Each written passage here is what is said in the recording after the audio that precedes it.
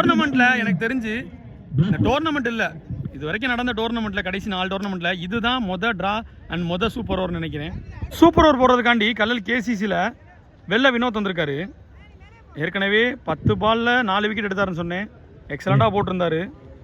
First ball White Vinoth to Karthik plus வாரியர்ஸுக்காண்டி opening வந்திருக்காரு. Karthik yorker லென்த்தில் போட்ட பால் விக்கெட்டுங்க. போன பந்துலையும் கார்த்திகை விக்கெட் எடுத்தாரு. இந்த பந்துலையும் கார்த்திகை விக்கெட் எடுத்திருக்காரு வெள்ள வினோத். நெக்ஸ்ட் பேட்ஸ்மேனா மிமிசல் ராஜ் வந்திருக்காரு உள்ள. எனக்கு தெரிஞ்சு இந்த விக்கெட்டை கொடுத்துட்டாங்கன்னா கண்டிப்பான முறையில் கல்லல் கேசி இந்த மேட்ச் ஜெயிச்சிருவாங்க. இந்த 5 பால் இவங்க ஆர்டரை பொறுத்தான் இருக்குது பிளாஸ் ஓவர்ஸ் கேமே. ஒயிட் வினோத் டு மிமிசல் Raj, second ball of the super over.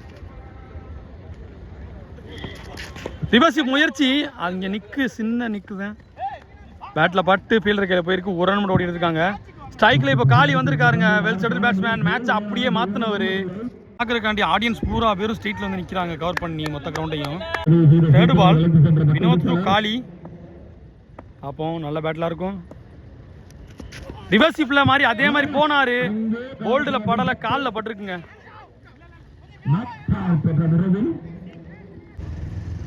Next பால் ராஜ் ஸ்ட்ரைக்கில் கிண்டியோட முயற்சியில் போனார். எக்ஸலண்ட் யாக்காருங்க. செம்ம குயிக்கராக வந்துச்சு. கார்த்திகை விட இவர் நல்லா ஃபாஸ்ட்டாக போட்டார் அந்த பந்து. இன்னும் 2 பால் இருக்குது. என்ன நடக்குதுன்னு பார்ப்போம். 2 சிங்கிளாக மாறி இருக்குது இது வரைக்கும்.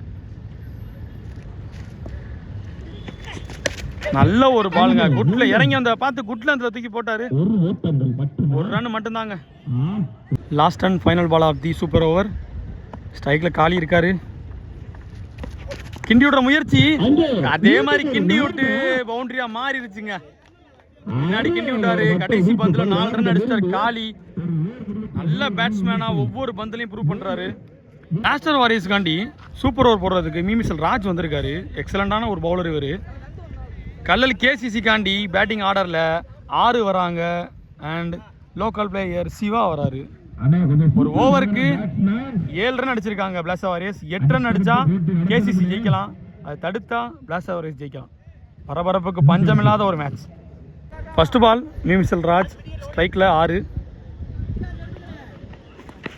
தட்டியிருக்காருங்க. சென்சிபிளாக தட்டியிருக்காரு. ஆஃபில் அது பவுண்டரி ஆக தான் பார்ப்போம். அது ஓப்பன் ஸ்பேஸில் பவுண்டரிங்க. பந்திலே பவுண்டரி ஆக்கியிருக்காரு 6.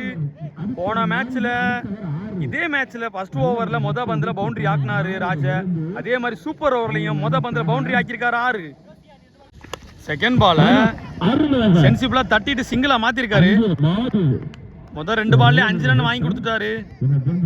அவரோட பேட்ல இருந்து 5 ரன் வந்துருச்சுங்க. 4 பாலுக்கு 3 ரன் அடிக்கணும். ஸ்ட்ரைக்கில் சிவா அவரும் தரையிலே அடிச்சிருக்காருங்க. அந்த கேப்ல ஆளே இல்ல. சேம் லைன்ல பவுண்டரி அடிச்சு மேட்சை முடிச்சு கொடுத்துட்டாரு சிவா.